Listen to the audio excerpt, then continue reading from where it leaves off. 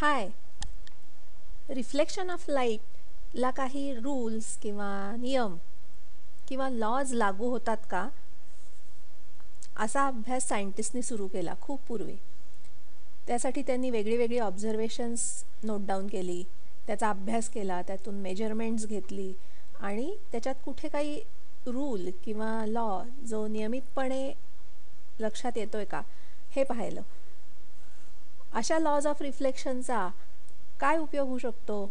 अनेकदा आपल्याला जे दिसतंय ते असं का दिसतंय हे समजून घेण्यासाठी तर ह्या लॉज ऑफ रिफ्लेक्शनचा उपयोग होतो. पण सगळ्यात महत्त्वाचं म्हणजे लाईटच्या बिहेवियर प्रेडिक्ट करण्यासाठी त्याचा उपयोग करून घेतला गेला. त्याच्यामुळे अनेक टूल्सच्या डिझाईनमध्ये बायनॅक्युलर्स, टेलिस्कोप्स किंवा काही विशिष्ट प्रकारचे मिरर्स, अनेक वेळेला सबमरीन्स किंवा पाणबुड्या तुम्हाला माहिती असतील पाण्यात असतात. तर पाण्यात असताना पाण्याच्या सरफेसच्या वरती काय चाललंय हे बघण्यासाठी जे इन्स्ट्रुमेंट वापरतात ना, ज्याला पेरिस्कोप म्हणतात, त्याच्यातही ह्या रिफ्लेक्शन ऑफ लाईटचा इतका उपयोग करून घेतलेला आहे की हे सगळं शक्य झालं हे लॉज ऑफ रिफ्लेक्शन हे सायंटिस्टनी मांडल्यामुळे. कारण जेव्हा एखाद्या गोष्टीला लॉ किंवा नियम येतो की हा लाईट हा असाच वागणार, हे जेव्हा आपण प्रेडिक्ट करू शकतो तेव्हाच अशी टूल्स बनू शकतात. आपण इथे एका लॅबोरेटरीच्या सेटअपमधनं किंवा एका मॉडेलमधनं समजून घेऊया की हे लॉ ऑफ रिफ्लेक्शन काय आहेत, ते कसे मांडले गेले. एका टेबलवर इथे व्हाईट कलरचा एक पेपरचा शीट प्लेन असा पसरला आहे. एक काचेचा स्मूथ गुळगुळीत तुकडा त्या कागदावर उभा करून ठेवला आहे. हा आपला ऑब्जेक्टचा सरफेस आहे ह्या एक्सपेरिमेंटसाठी. एक टॉर्च लाईट सोर्स म्हणून वापरला गेला आहे. आता टॉर्चचा सगळा लाईट जर आपण सोडला तर त्यातनं आपल्याला एका रेचा अभ्यास नाही करता येणार. त्यामुळे आपला इथे उद्देश असा आहे की एक रे ऑफ लाईट आयसोलेट करायचा, जो खूप डिफिकल्ट आहे आयसोलेट करायला. कारण वन रे ऑफ लाईट म्हणजे अतिशय सूक्ष्म, मिनिस्क्यूल असं ज्याला म्हणता येईल असं आहे. सेपरेट करणं खूप अवघड आहे. मग त्याचंच मॉडेल म्हणून आपण एक छोटासा नॅरो बीम ऑफ लाईट तयार केला आहे. कसा केला आहे तर टॉर्चच्या समोर एक काळ्या रंगाची कागदाची पट्टी ठेवली आहे, ज्याला एक अशी बारीक उभी स्लिट आहे. टॉर्चचा प्रकाश या स्लिटमधनं जेव्हा पलीकडे जातोय तो एक नॅरो बीम या स्वरूपात. ह्यालाच आपण आपला ऑब्जेक्टवर पडणारा रे म्हणूया, ज्याला सायंटिस्टनी इन्सिडेंट रे असं नाव दिलं. सरफेसवर पडल्यानंतर त्या पॉईंटला तो आपल्याला माहिती आहे त्याप्रमाणे रिफ्लेक्ट झालेला दिसतोय आणि ह्या कागदामुळे ते आपल्याला दिसतं पण आहे. इन्सिडेंट रे दिसतोय, हा रिफ्लेक्टेड रे दिसतोय.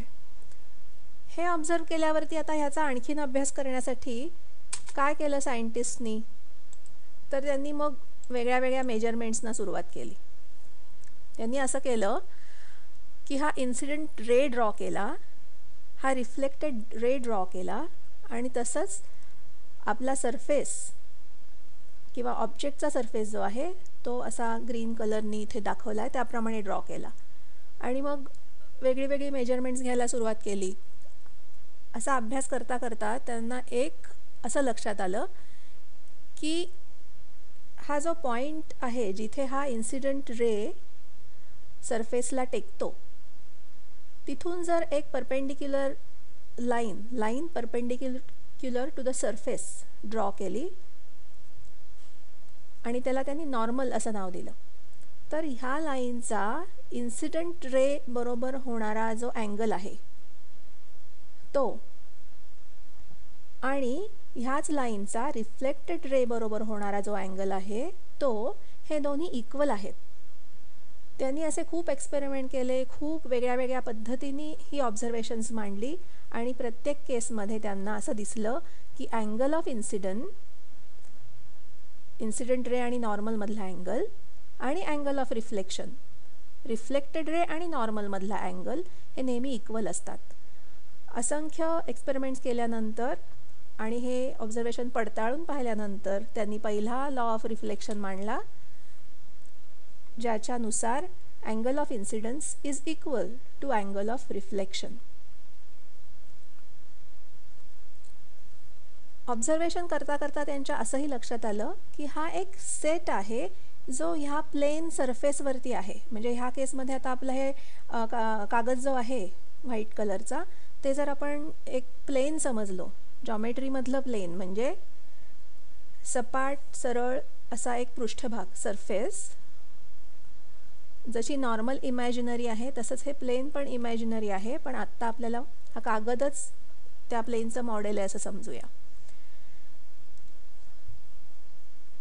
तुम्ही समजा आणखीन एक व्हाईट पेपर किंवा कार्डचा तुकडा घेतलात आणि तोच तुकडा ह्या टेबलपासून किंवा ह्या कागदापासून वर आणि त्याची एक एज या काचेला अशी चिकटून असा जर धरलात थोड्याशा अंतरावर वरती पण त्या कागदाला पॅरलल असा धरलात, तर तिथेही तुम्हाला असाच एक इन्सिडेंट रे आणि रिफ्लेक्टेड रे बघायला मिळेल त्या कार्डवरती, कार्डच्या वर.